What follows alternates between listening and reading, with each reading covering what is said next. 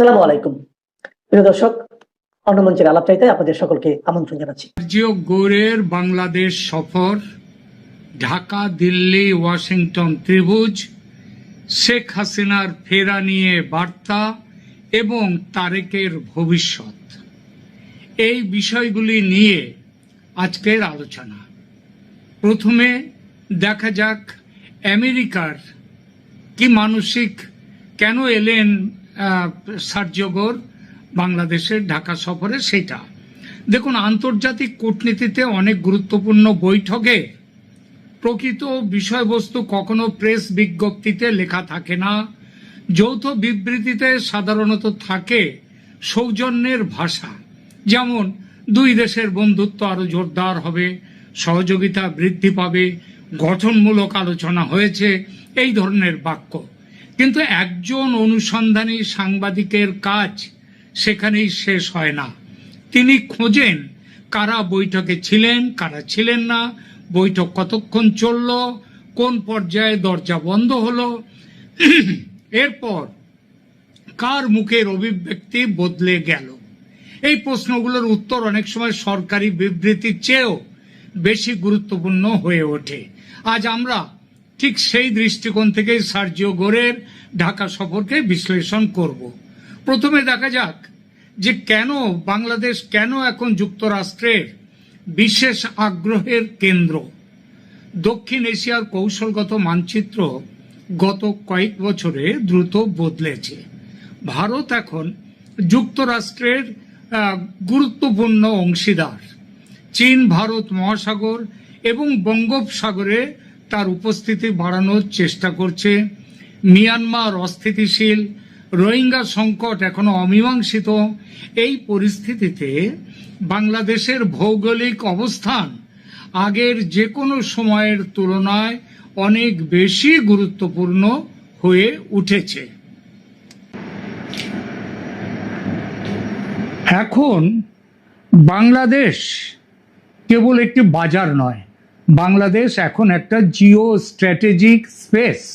যে দেশ এই ভূখণ্ডে তার প্রভাব বাড়াবে সে পুরো উত্তর বঙ্গোপসাগরের কৌশলগত সমীকরণেও প্রভাব ফেলবে। তো এই সফরের যে সার্জিও গোর এলেন, এই সফরের সরকারি বিবৃতি বনাম স্থানীয় সূত্র সরকারি বিবৃতি একরকম নয়।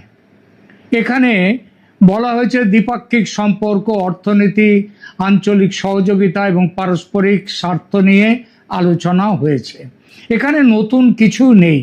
প্রায় প্রতিটি উচ্চ পর্যায়ের সফরের পর এই ভাষাতেই বলা হয়।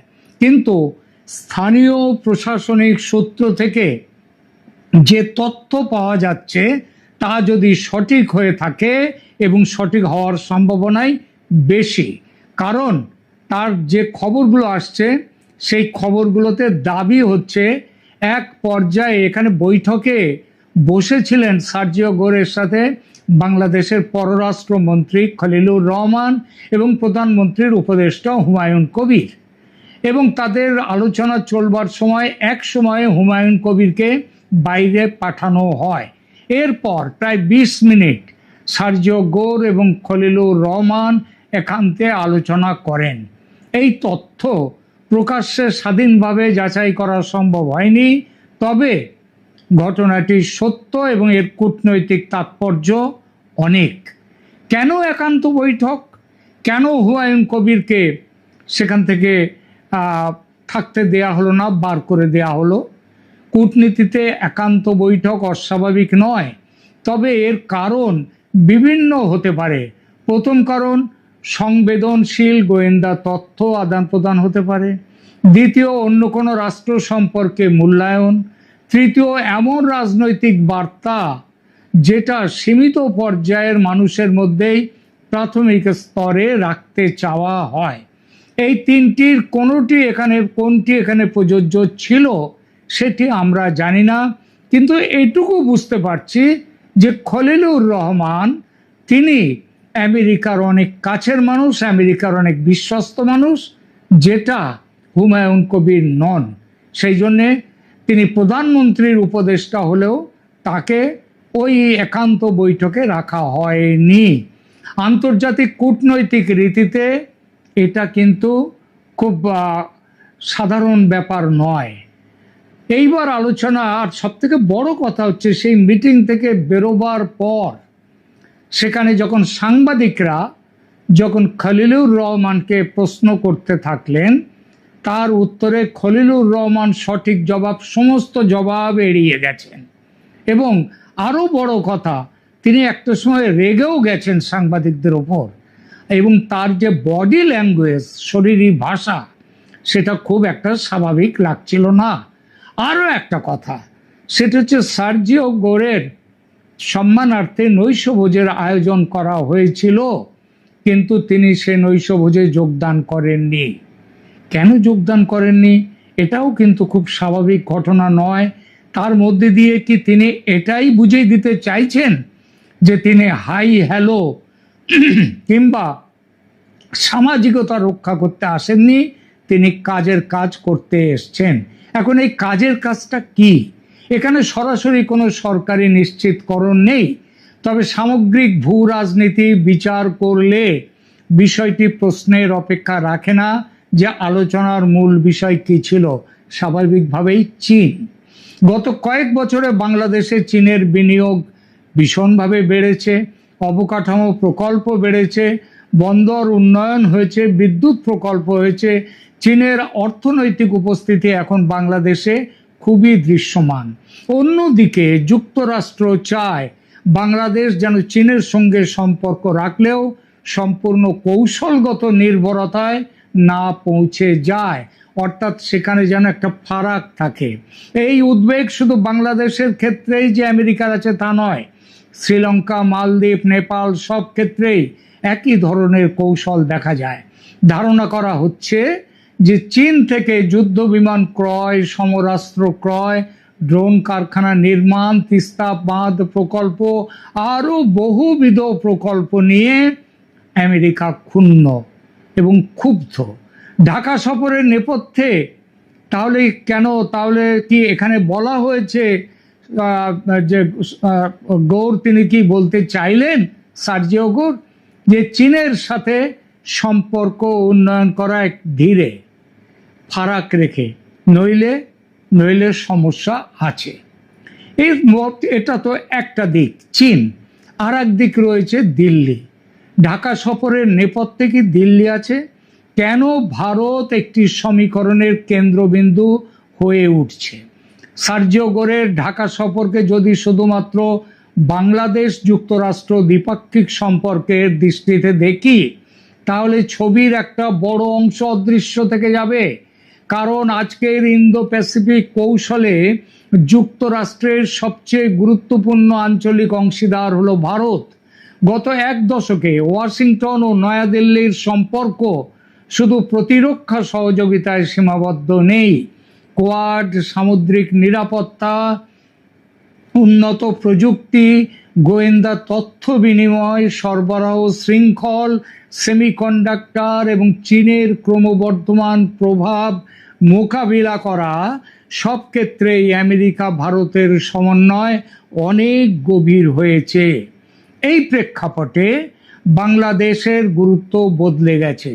বাংলাদেশ এখন শুধু 17 কোটির একটি বাজার নয়, এটি বঙ্গোপসাগরের প্রবেশদ্বার, উত্তর পূর্ব ভারতের প্রতিবেশী এবং ভারত মহাসাগরীয় যে কৌশলগত প্রতিযোগিতা, তার একটি গুরুত্বপূর্ণ ভূখণ্ড। এই কারণে সার্জিও গোরের ঢাকায় ভারতীয় হাই কমিশনার দীনেশ ত্রিবেদীর সঙ্গে বৈঠক বিশেষ তাৎপর্য বহন করে। বৈঠকের বিস্তারিত বিবরণ কেউ প্রকাশ করেননি, কিন্তু ভূ রাজনৈতিক দৃষ্টিকোণ থেকে এই সাক্ষাৎ একটি গুরুত্বপূর্ণ বার্তা দেয়। ওয়াশিংটন বাংলাদেশের বিষয়ে দিল্লির মূল্যায়নকে গুরুত্ব দিচ্ছে এবং আঞ্চলিক নিরাপত্তার প্রশ্নে দুই দেশের মধ্যে নিয়মিত পরামর্শ অব্যাহত রয়েছে। প্রশ্ন হলো, ভারতের নিরাপত্তা উদ্বেগটা কি? ভারতের উত্তর পূর্বাঞ্চল প্রায় সম্পূর্ণভাবে একটি সরু স্থলপথ শিলিগুড়ি করিডর বা চিকেন স্নেকের দ্বারা যুক্ত। মূল ভূখণ্ডের সঙ্গে বঙ্গোপসাগরে চীনের উপস্থিতি বাড়লে, বাংলাদেশের অবকাঠামোয় চীনের বিনিয়োগ ক্রমশই বাড়লে, বন্দর উন্নয়ন এবং আঞ্চলিক যোগাযোগ যদি চীনের বাড়ে, এসব বিষয় নয়াদিল্লি দীর্ঘদিন ধরে কৌশলগত দৃষ্টিতে পর্যবেক্ষণ করছে। আর যুক্তরাষ্ট্রের দৃষ্টিভঙ্গিও আজ অনেকটাই একই দিকে। ওয়াশিংটনের কাছে বাংলাদেশের প্রশ্নটি এখন কেবল ঢাকা ওয়াশিংটন সম্পর্কের বিষয় নয়, এটি বৃহত্তর ইন্দো প্যাসিফিক নিরাপত্তা স্থাপত্যের একটি অংশ। এই কারণে সার্জিও গোরের সফরকে বিচ্ছিন্ন ঘটনা হিসেবে দেখা ঠিক হবে না, বরং এটিকে চারটি রাজধানীর সমীকরণ হিসেবে দেখা উচিত: ওয়াশিংটন, দিল্লি, ঢাকা, বেইজিং।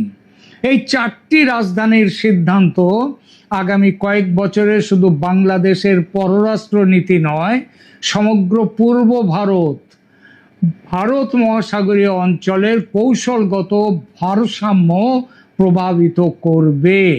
আর এই কারণেই সার্জিও গোরের ঢাকা সফরের প্রতিটি বৈঠক, সরকারি হোক বা কূটনৈতিক হোক, স্বাভাবিক সৌজন্য সাক্ষাতের চেয়ে অনেক অনেক বেশি গুরুত্ব পাচ্ছে।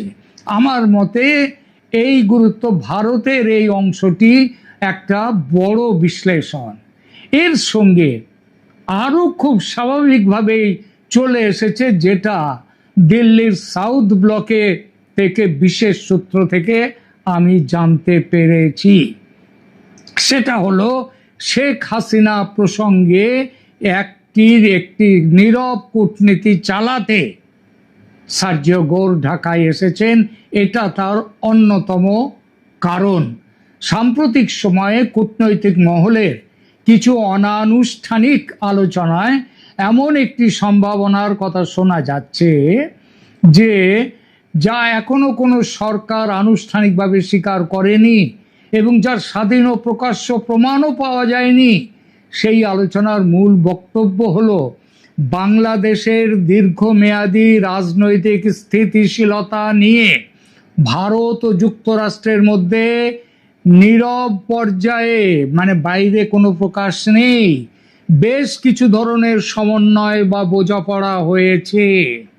সেই বোঝাপড়ায় শেখ হাসিনার ভবিষ্যৎ রাজনৈতিক অবস্থান রয়েছে, তার ব্যক্তিগত নিরাপত্তা এবং বাংলাদেশে ফিরলে তার প্রধান রাজনৈতিক শক্তিগুলোর অংশগ্রহণ কেমন হবে, সেখানে শেখ হাসিনার নিরাপত্তা কেমন হবে, তার দল আওয়ামী লীগকে সেখানে সেখানে খোলা মাঠ তার দেয়া হবে কি না, এই সমস্ত ব্যাপারেই কিন্তু আমেরিকা এবং ভারত একটা সিদ্ধান্তে এসে গেছে। এবং যে সিদ্ধান্তের প্রেক্ষিতে শেখ হাসিনা ডিসেম্বরের মধ্যে বলছেন, আমার ধারণা খুব দেরি হলেও নভেম্বরের মধ্যেই তিনি ভারত থেকে বাংলাদেশে ফিরবেন।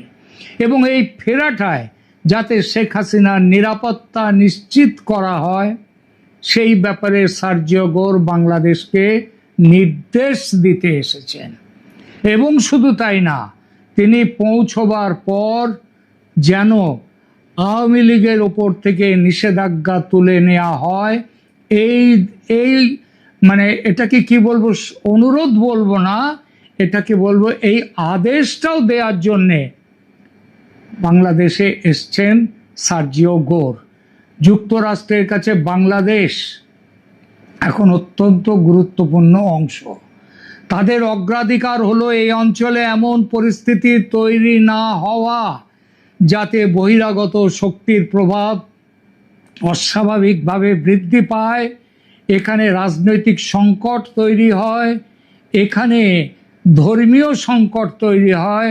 সেখানটায় এই সমস্ত কিছু কাজ করেছে ভারত এবং আমেরিকা বাংলাদেশে শেখ হাসিনার পুনর্বাসনের রূপরেখা নিয়ে একটা সিদ্ধান্তে পৌঁছতে। এবং এই প্রেক্ষাপটেই শেখ হাসিনার নাম খলিলুর রহমানের কাছে এসেছে। খলিলুর রহমান, যার জন্যে ওই মিটিংয়ের পর তার মুখে খুব অন্ধকার দেখা গেছে, তিনি খুব একটা স্বাভাবিক যেন ছিলেন না। কেন স্বাভাবিক ছিলেন না? তার কারণ হচ্ছে এগুলো আমেরিকার সহজ বার্তা ছিল না, স্পষ্ট বলা যায় নির্দেশ ছিল। আমার কাছে যে সূত্র মারফত যে খবর এসেছে, ভারত এবং আমেরিকার যৌথ সিদ্ধান্ত জানিয়ে দেওয়া হয়েছে খলিলুর রহমানকে। তিনি যেন এই বিষয়টা নিয়ে ওখানে সেইভাবে দেখেন যে প্রথম কথা কিভাবে শেখ হাসিনা দেশে ফিরবেন এবং তার ব্যক্তিগত নিরাপত্তা কিভাবে নিশ্চিত হবে। দ্বিতীয়ত, আওয়ামী লীগের ওপর থেকে নিষেধাজ্ঞা তুলে নিয়ে সেখানকার রাজনীতিকে অন্তর্ভুক্তিমূলক করতে হবে।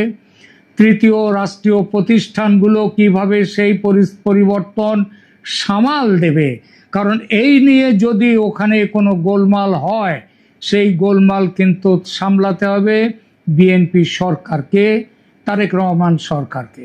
যদি তারেক রহমান সরকার না মানতে চায় এই আদেশ, আমাদের কাছে খবর আছে সেই আদেশ যাতে মানতে বাধ্য করা যায়, তারেক রহমানকে সেই ব্যাপারটাও জানিয়ে দেওয়া হয়েছে।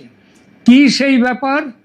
সেটা হলো তারেক রহমান যদি এই সূত্র এবং আমেরিকার নির্দেশ মতো চলতে না চান, তাহলে বাংলাদেশে এই সরকারকে হটিয়ে সেখানে একটা কি অন্তত কিছুদিনের জন্য হলেও একটা সামরিক শাসন নিয়ে আসা হতে পারে, অথবা আবার এই সরকারকে ক্ষমতাচ্যুত করে একটি অন্তর্বর্তী সরকারও তৈরি হতে পারে।